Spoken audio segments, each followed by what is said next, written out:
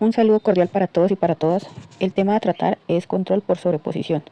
El grupo está conformado por Paola Andrea Muñoz López e Iván Alexander Villarreal Ortegón, del programa de Ingeniería en Automática Industrial de la Facultad de Ingeniería Electrónica y Telecomunicaciones de la Universidad del Cauca. El control por sobreposición es una estrategia de control poderosa pero simple, generalmente utilizada como estrategia protectora, mediante la cual las variables de proceso son mantenidas dentro de los límites que deben aplicarse o mantenerse y así garantizar la seguridad necesaria al proceso y una transmisión fluida de los controladores para obtener el máximo beneficio. Para su aplicación se requiere aplicar control sobre dos variables en un proceso, relacionados entre sí de tal manera que una u otra pueda ser controlada por la misma variable manipulada.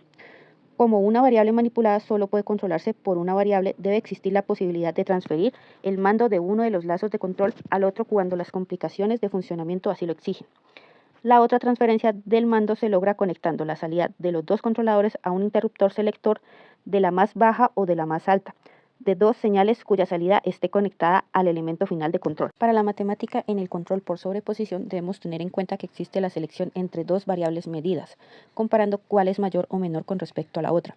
El principio es sencillo, cuando una de las variables medidas es mayor o menor según el criterio o condición del proceso, debe converger a la otra, por lo que existe un cambio de valor deseado para un mismo controlador. Selectores. Con el fin de acomodar las restricciones en un proceso de control se utiliza un selector.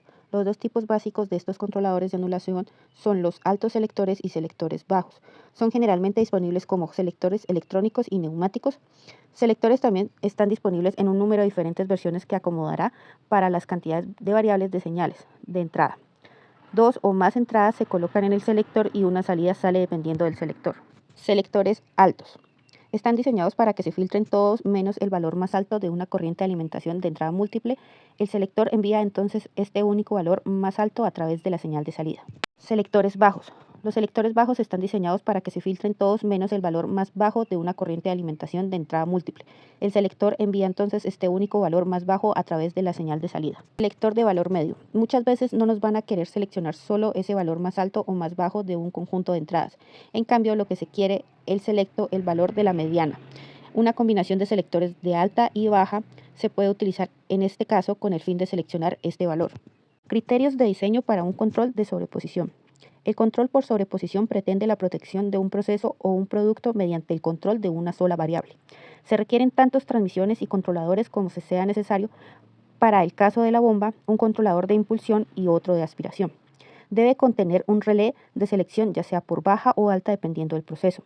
En el caso que sea por selección baja, el relé toma la salida más baja de los controladores y el elemento final de control, ya sea válvula en este caso, es controlado por la acción del controlador de más baja salida, y si fuera un relé de selección baja, el relé selecciona el controlador de más alta salida y toma este control del elemento final de control. Disponer de algún tipo de zona muerta en el criterio de conmutación, de modo que ésta no se produzca continuamente de uno a otro regulador. Aplicación industrial. Para este ejercicio tenemos un tanque el cual está entrando un líquido caliente saturado. Este líquido sale a través de una motobomba el cual tiene asociado un lazo de control de flujo. El problema que ocurre con este tanque es que si el nivel por algún motivo baja hasta H2, puede ocasionar cavitación en la bomba. ¿Qué es la cavitación? La cavitación es un fenómeno que ocurre cuando la presión a la entrada de la bomba es muy baja e ingresan burbujas de aire, las cuales colapsan dentro de la bomba o la tubería, ocasionando vibraciones que pueden afectar los equipos y reducir su vida útil. Para este ejemplo se continúa el lazo de control de flujo, pero adicionalmente se le añade un lazo de control de nivel, que va a estar monitoreando constantemente el nivel dentro del tanque. Aquí podemos ver las funciones de transferencia del sistema. Como primero tenemos la función de transferencia de la planta, seguido de la función de transferencia del elemento final de control, que en este caso es la bomba. Y también tenemos la función de transferencia de nivel y del flujo. A continuación veremos el diagrama de bloques de tiempo continuo, el cual cuenta con dos variables, variable 1, que en este caso sería el nivel, y la variable 2, que en este caso es el flujo. Los bloques del medio representan el seleccionador, que sobrepondrá uno u otro lazo de control, todo esto conectado a la planta. Aquí podemos ver el primer lazo de control de nivel, en el cual se incluye la bomba. Lo primero que debemos hacer es hallar la función de transferencia de este lazo de control. Aquí podemos observar la ecuación matemática que describe esta función de transferencia. A continuación veremos el cálculo del controlador que se realiza con la fórmula que se encontraba en las primeras diapositivas, lo que nos da como resultado que este controlador posee tres componentes: la componente proporcional, la componente integral y la componente derivativa. Además, podemos ver en la imagen el lazo de nivel del controlador con su controlador P y D correspectivamente.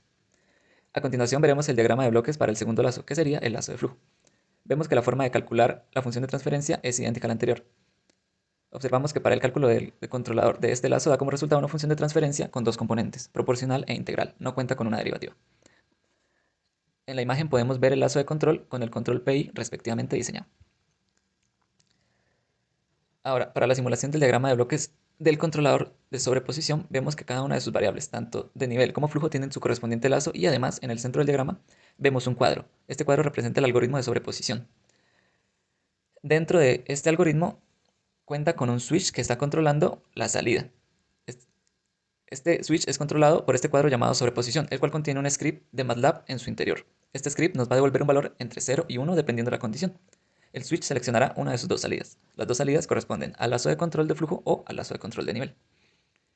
Vemos que en el script lo primero que encontramos es una condición if, que establece una condición de si out2 es mayor a 3. Este 3 hace referencia al umbral h2 del cual debemos tener en cuenta para realizar el control. Si el nivel es mayor a 3, entrará dentro de este if y analizará la variable out1 que es el lazo de realimentación.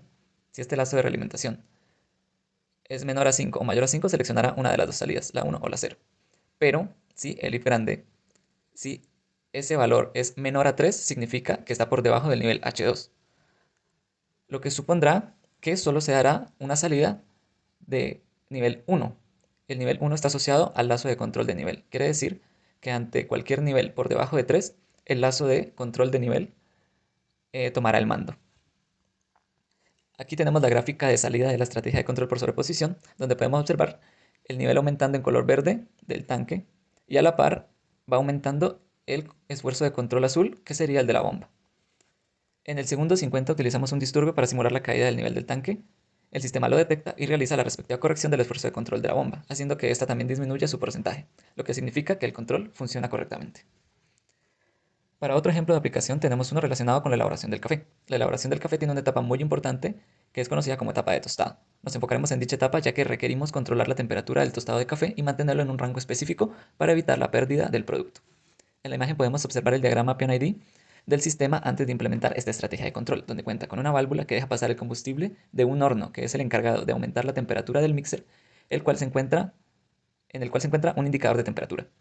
Realizando la estrategia de control por sobreposición obtenemos este nuevo diagrama PID en el cual podemos ver dos lazos de control, uno de flujo y otro de temperatura. En condiciones normales, el lazo de flujo tomará el control para proporcionar combustible al horno, pero si el lazo de temperatura detecta que está llegando a sus límites, tomará el control de la válvula de paso, evitando que la temperatura aumente a la indicada, debido a que en este caso el café podría llegar a dañarse. Eso es todo por ahora, agradecemos su atención, muchísimas gracias.